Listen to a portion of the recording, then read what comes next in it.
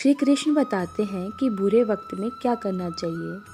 श्री कृष्ण कहते हैं, मनुष्य जीवन सुख और दुख, लाभ और हानि, यश और अपयश का संगम है।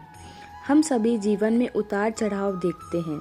जब सब कुछ अच्छा चल रहा होता है तब हम प्रसन्न हो जाते हैं, और जब विपरीत परिस्थितियाँ आती हैं तो हमारा धैर्य टूटने लगता है।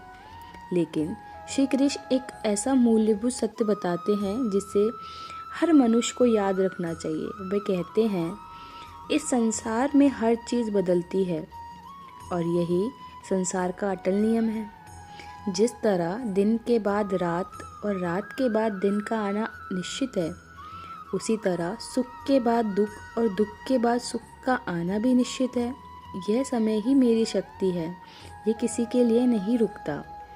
जब तुम्हारे जीवन में कठिन समय आए, जब तुम्हें लगे कि सब कुछ तुम्हारे विपरीत जा रहा है, जब हर रास्ता बंद लगे, तो कभी निराश मत होना।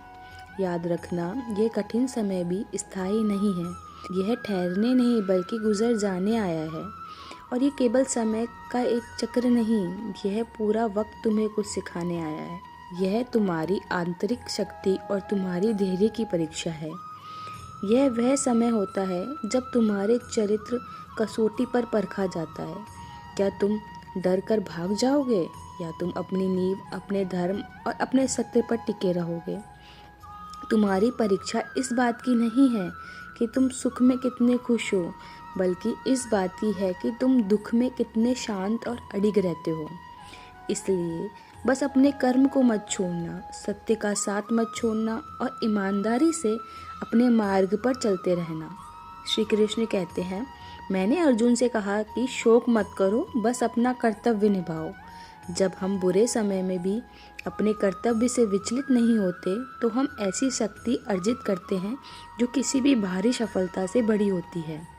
वह है आत्मविश्वास और धैर्य। धैर्य केवल प्रतीक्षा करना नहीं है, धैर्य एक प्रकार का सक्रिय विश्वास है। यह विश्वास कि ईश्वर की योजना में सब कुछ उचित समय पर ठीक हो जाएगा। जैसे भयानक तूफान के बाद आकाश हमेशा साफ होता है, जैसे रात कितनी भी घनी हो उसके बाद सुबह निश्चित है, वैसे ही बुरे समय के बाद सुख और शांति भी निश्चित है। यह संसार परिवर्तनशील है। तुम केवल धैर्य रखो, प्रयास करो और परिणाम मुझ पर छोड़ दो। मैं तुम्हारे साथ हूँ। राधे राधे।